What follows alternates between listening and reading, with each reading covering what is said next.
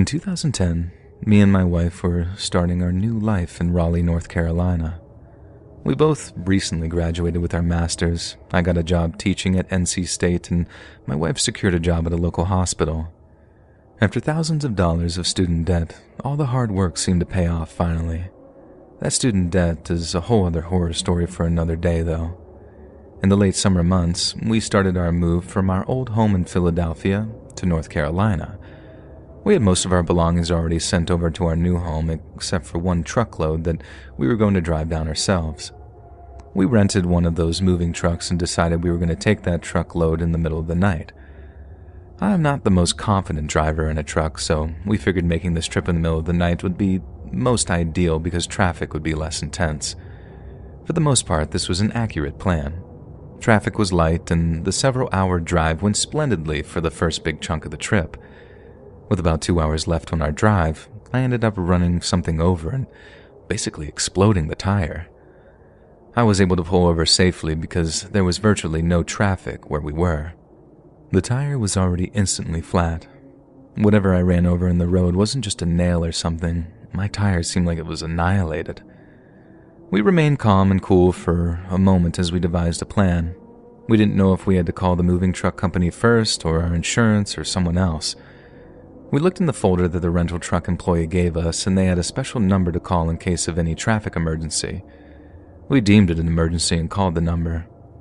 After a couple of hoops, we got someone to come out and help us fix the tire, but it was going to be a little while before they showed up. A major inconvenience, but we figured that we could just sit tight for a while and watch YouTube or something on our phones. In hindsight, we forgot about the most important rule. In any type of accident, you should alert the authorities. This would be a mistake on our part that almost had a definite disastrous outcome.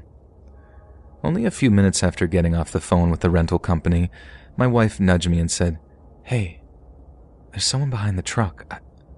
I can see them in the mirror." I looked in the mirror and sure enough, with the red lights of the truck reflecting off his black sweatshirt, was a person. I kept my eye on him for a second, making sure he wasn't going to move. Again, not sure why I didn't just call the police, but the understanding and empathetic person that I am, my mind didn't jump to the police right away.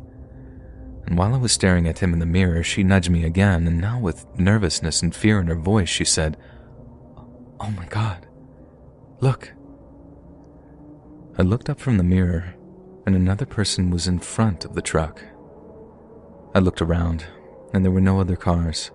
These people had to have come from the trees on the side of the desolate road we were on. Within seconds, 2 more individuals emerged from behind the truck. It was a young woman and a man, probably in their early 20s or something, and the woman gestured for me to roll down my window. I cracked it so I could hear her. In a soft but friendly voice, she said, "Hi there. I notice you guys are in a bit of a jam. Not the good kind of jam. But anyway, would you like us to change your tire? We're all fairly handy when it comes to cars, aren't we, guys?" I looked at my wife and noticed she had texted 911, something I didn't even know you could do. I looked back at the girl outside and I said, "Thanks, ma'am. That's sweet of you guys. The truck company's going to be here any minute, though, and they're going to be fixing it for us." The woman, who never broke this hypnotic stare and over-the-top smile, looked around and thought for a second. Still smiling and chipper as ever, she responded, "I see. Well, that's too bad. Hey, sir, it's cold out here. Do you think maybe we could get in the back of the truck until your repair guy shows up?" I was completely torn up. In any ordinary situation, I'm the guy who would pick up these kids, give them a ride, feed them, or anything. I also preach that even though there are horrible people in the world, most people are inherently good, but the situation just felt bad. The woman was smiling, but the man behind her was a big, burly man and stoic as can be. He didn't break a smile or even blink, I feel like. The person in the front of the truck was still standing there, and the person behind the truck was now out of sight. I tried to keep that nugget of information in the back of my mind, though. Getting out and running was also out of the question. Inside the back of the truck wasn't just furniture, but All our antiques, valuables, family heirlooms, and our personal information. It was not stuff that I just wanted to abandon. At this point, I was just hoping that they would either leave, the 911 text would work faster, or the rental truck company would just show up, but at this point, it didn't seem like any of that was happening soon. I responded to her question with sorrow in my voice. Sorry, ma'am, we're just gonna wait alone. There was a rest stop a few miles back that way. You can go get your friends some food and stay warm. The empath in me thought to kill them with kindness. I suggested that and then dropped a $50 bill out of the crack of the window. The money fell onto the ground and neither one of the two even moved an inch. And this is when I knew we were in trouble. The person in the front of the truck started to approach the side where the other two were standing. The one from the back who disappeared was now on the passenger side right on top of the door.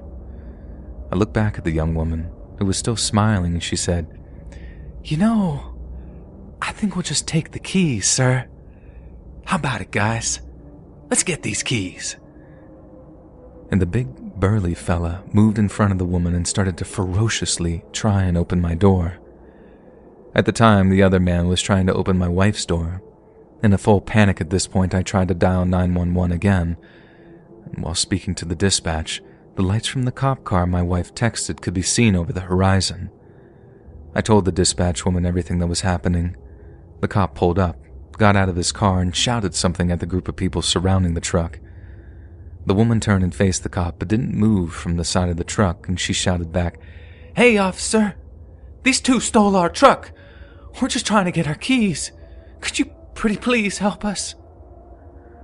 From the mirror, I saw the cop talk on his radio, and moments later he told everyone around the van to back away and get on the ground. The three men obliged in moving back, but didn't get on the ground. The woman looked at me, then back at the cop and said, "You guys are silly. Bye-bye." In an instant, all four of the potential robbers fled into the tree line. The cop yelled and attempted to chase after them, but only made it to the tree line and then started to radio for help instead.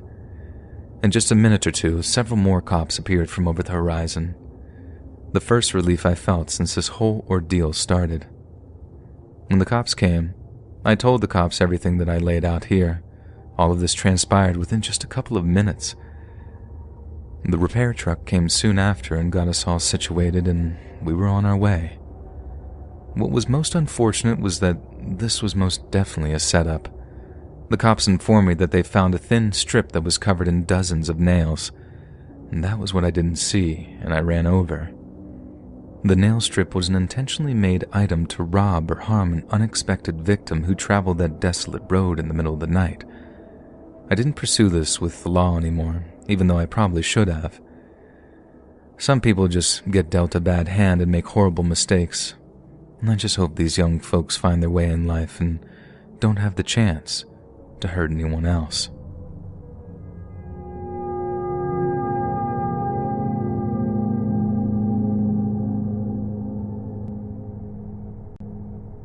In 2016, I decided I was going to move out of my hometown and make it all by myself across the country. My entire extended family all lived in my hometown, and none of my cousins or any other family members had any desire to leave. I wanted to be the one who changed that for my family. Of course, they were upset, being that my family is extremely close, but it was time to experience this world outside of my own backyard. I moved from a small town in Idaho to a somewhat small town in Maine. I was so excited to start my life in Maine. I was told that the town that I was moving to had a small summer tourist boom, but most of the time it was quiet and scenic, which is exactly what I wanted. I visited a few months before the move and met a lot of locals who all seemed so lovely. The community was so friendly, and it appeared as if though everyone there just watched each other's backs. The time finally came, and I moved with my fiancée, Ricky. The move was mostly harmless, a few lost tempers, but ultimately it went smoothly, and by 6 p.m., we were inside our new home. Unfortunately, the blissful enjoyment of our new home didn't last very long. At some point in the middle of the night, I didn't see the time, we were awoken by a strange sound. It almost sounded like a door slamming. Ricky got out of bed and went to go see. When he returned to the bedroom several minutes later, he said nothing seemed strange or out of place. However, the time it took for him to check and come back seemed way too long. When I asked him what took so long, he told me that the front door was unlocked, which isn't like us, but he said that it was possible with all the excitement from the day that he may have left it unlocked. So, he spent a few minutes looking around the house just in case whatever we heard was an intruder. Thankfully, no intruders, whatever the sound was gone now. He proceeds to kiss me goodnight and told me not to worry about it, and we go to bed. That night was rough. I couldn't sleep at all. Call it women's intuition or call it whatever you want, but something deep down just didn't feel right. That morning we had our coffee and continued to decorate and set up our new home. It wasn't until about 1 p.m. that we finally got ready to leave the house, and on the front steps was a package with a note. And the note just said, "Welcome. Enjoy the house." Ricky grabbed the package and opened it up inside, and it was a drinking glass. Just a regular drinking glass. It looked old, but there was nothing special about it. He laughed and made some jokes about people in Maine being just weird or something, and I laughed, but mostly felt this certain sense of uneasiness. I just knew that something was wrong about this. After the drinking glass package, we went to the store and ran all our necessary errands. Moving is really exhausting. Sometimes you don't realize all the stuff you need and forget until you're all settled in. That night we had dinner, got the internet set up, and watched a movie together. I felt off and anxious the entire evening. We got into bed at around midnight, and shortly after midnight we heard 3 loud bangs. Neither one of us was asleep yet, as we had just got into bed a little while ago. Ricky made his way to the door slowly, and before he could answer the door, bang, bang, bang. 3 loud bangs reverberated through the house again. Ricky shouted from our side of the door, "Who is it?" And what I heard next surprised me. A very old woman shakily shouted, Please, I need help. There's an intruder out here and I'm not safe." My fiancé responded, "Okay, just hang tight, I'm calling the police." The woman shrieked almost instantly, "No, please, let me in. They're coming." I stood in the doorway, clenching my sweater. Ricky turned to me, looking for my input, and I just couldn't speak. I just shrugged. If this woman truly was in danger, we were just leaving her for whatever may be out there. Ricky motioned for me to get into the closet that was right outside our bedroom and to call the police. I got into the closet right away and called the authorities. Once he heard me whispering to the dispatch, Ricky opened the door and some very old, frail woman came barreling inside. She started to yell at Ricky, "Shut the door right away. I saw them out there." Ricky didn't say anything, much like me. He was trying to process what was even happening. The old woman said again, Who else is in the house?" Ricky looked at her and said, "It's just me in the house. Now, here, sit down. Take a deep breath. Relax, I can call the police."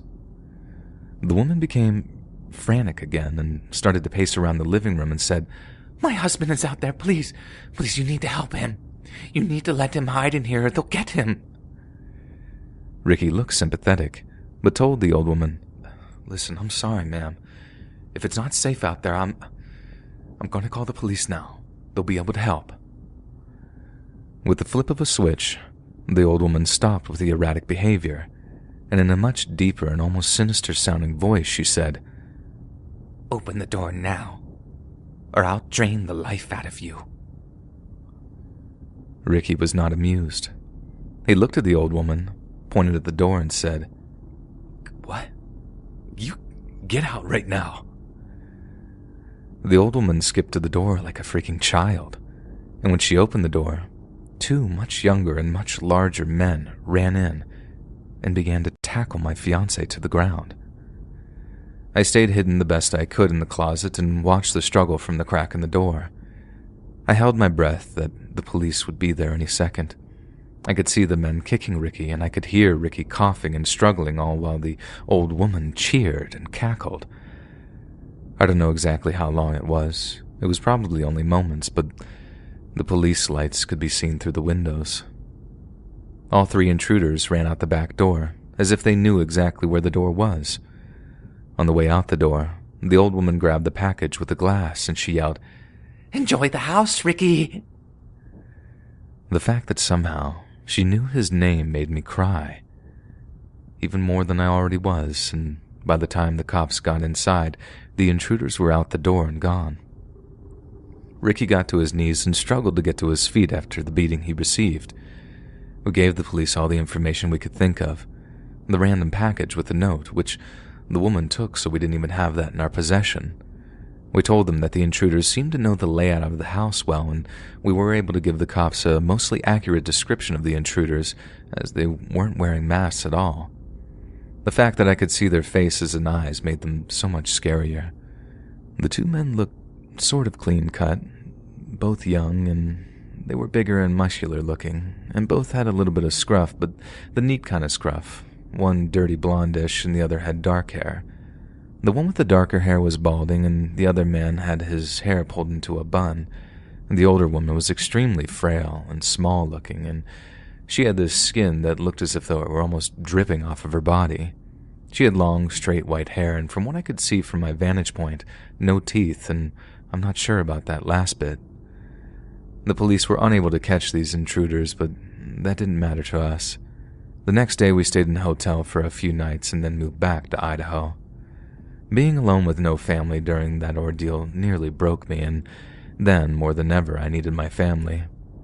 I still live in Idaho to this day, and I have no intentions of ever moving away after that nightmare. What's most frustrating is that I never did get my answers. I have no idea why we were targeted. I can see the events played out in my head as if it were yesterday, and it still makes me sick. The most frustrating and downright horrifying detail of the story is the details that my fiancé told me after we had already moved home to Idaho. Information he didn't tell the cops because he said it wouldn't have mattered anyway. That first night with the loud noise we had heard, Ricky said the door was unlocked. Well, that's true, but it was more than unlocked. The front door was wide open, and so was the back door. The door the intruders ran out of the second night. Whoever these monsters were, they were in my home the night before. I have not slept right since this ordeal, and I'm not sure that I'll ever sleep right again.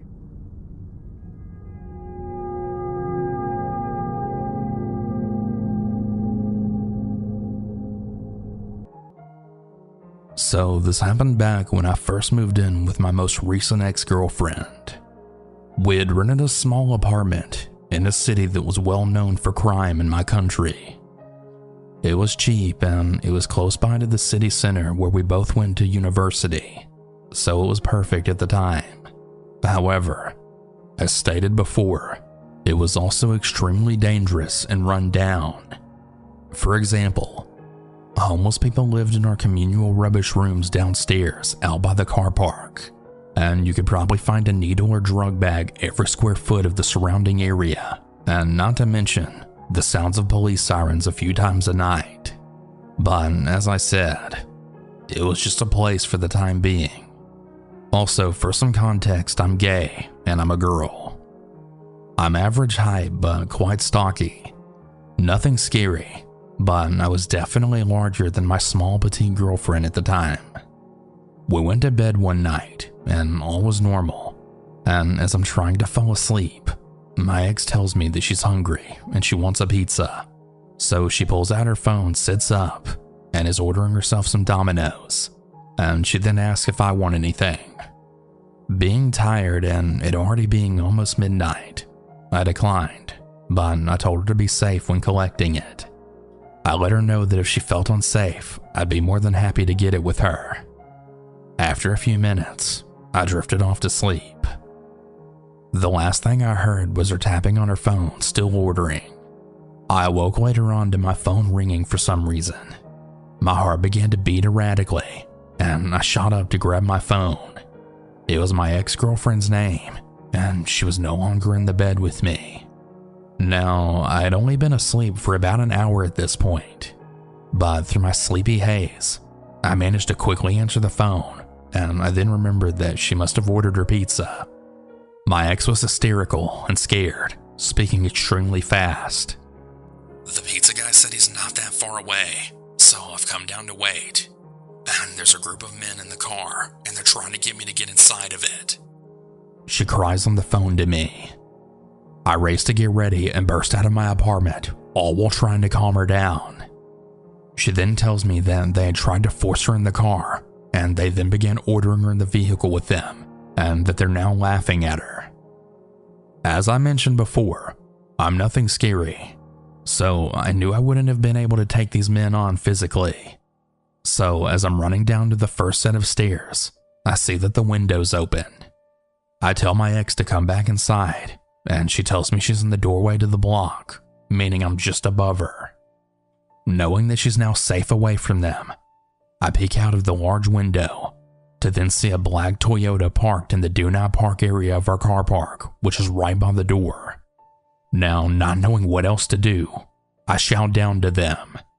I'm telling them to back the hell off and that I'm gonna get all my brothers to go down there, which was definitely a lie.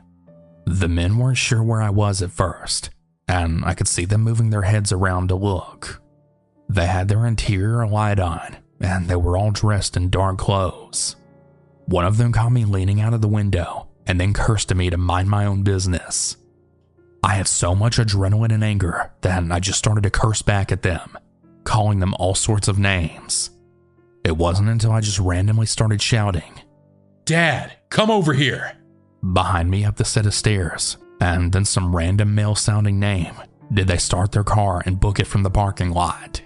My girlfriend at the time met me halfway on the stairs, and I decided to wait inside by the doors with her for her food. I'm so glad that nothing else happened, and that she managed to get back to the doors in time before anything else went on. The area that my ex was and where the doors were was honestly about 15 feet, meaning she literally was just outside of her home when this happened. Luckily, the doors to that building were thick and metal, and they only required a little fob to get in, and not an actual key, which would have taken a lot longer to open.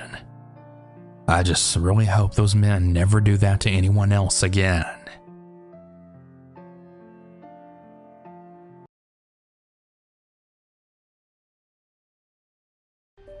I was 14 years old, and my mom and I had been living in a 3-bedroom double-wide trailer ever since we left my dad.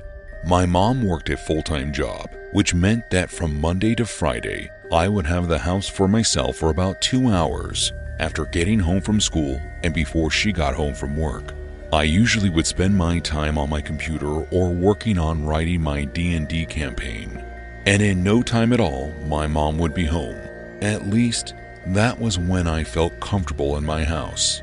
That all changed though, one day when I found myself walking in on a burglary in progress. I had just gotten home from school, and when I walked into my house, everything seemed normal. I walked inside and locked the door behind me before taking my shoes off. And as I was in the process of taking off my shoes, I could have sworn I heard something come from the room where we used to store our moving boxes in the back of the trailer. At first, I assumed it was just a box or the house settling, and I didn't pay the noise any mind. But before I could even stand up from taking my shoes off, I heard it again. This time it worried me a bit, so I decided to call out to see if my mom had come home early. But when I yelled out, there was no response. Still, something felt a bit odd to me, so I decided to check the room out real quick before getting comfortable. I poked my head through the door and looked around, but from what I could tell, nothing had changed, which reassured me that I had in fact heard the house settling. After that, I went about my normal routine. I stepped into my room and put my backpack on my bed before walking back out into the kitchen for a quick snack. I reached into the cabinet and pulled out a fruit roll-up, but before I could open it, I heard another sound coming from the back room. Only this time, it was followed by something that shook me to my core.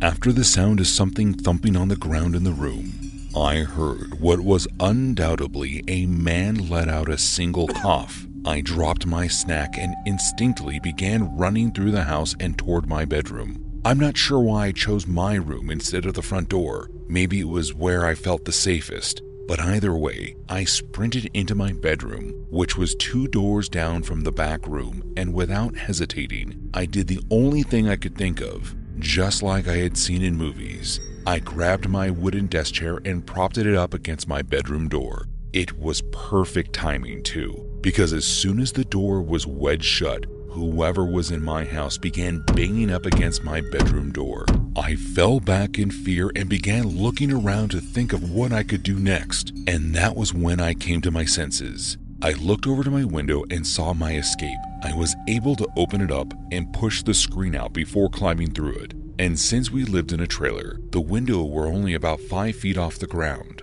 Once I was out of the house, I quickly ran through my yard and over to my neighbor's house. It only took him a few seconds before he answered the door after I began pounding on it and screaming for help. My neighbor opened the door and I explained to him what was happening. He didn't question it at all, and as soon as he saw the panic in my face, he let me into his house and we both waited there for the police and my mom to arrive home.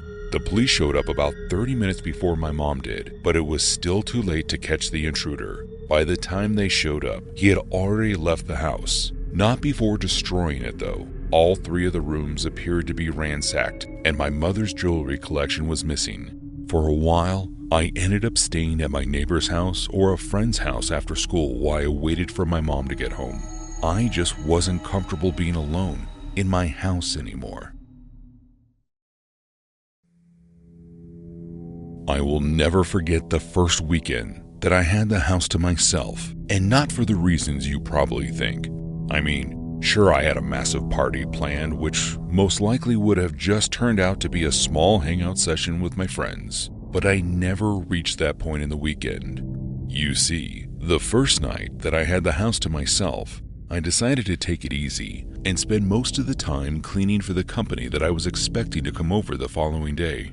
I straightened up the living room and the bathroom before wiping down all the counters in the kitchen, and by the time I was finally finished, I had worked up a bit of an appetite. I decided to make myself some breakfast for dinner and began making some scrambled eggs and bacon. Then after eating, I noticed that I made a mess with the bacon grease, so once again, I wiped down the counters, which is where I made my biggest mistake. After wiping down the counter, I left the towel in the same corner that the stove was in. I didn't think anything of the situation and ended up watching a movie by myself before heading into my room and falling asleep. I don't know how long I was asleep for, but I was woken up as I began choking in my sleep. My eyes shot open and could barely see anything that was around me. My room and the rest of the house had been filled with thick, dark smoke, and by the time I had woken up, there was no telling how much I inhaled. I tried to stand, but right away could tell that I was very lightheaded. After managing to sit, I quickly dropped down to my hands and knees and began crawling across the floor underneath the smoke. Crawling on all fours, I made my way out of my bedroom and through the house towards the front door. As I passed by the kitchen, I could see the flickering flames dancing in the corner near the stove. There was nothing I could do at that point, so I just continued to crawl toward the front door. Sadly, by that point, I inhaled too much smoke, and everything around me went dark as I began to pass out. I thought I was a goner, but lucky for me, my neighbor had seen the flames from his house. He apparently busted through the door and pulled me out of the house and saved my life. I didn't wake up until I was already in the ambulance and heading toward the hospital.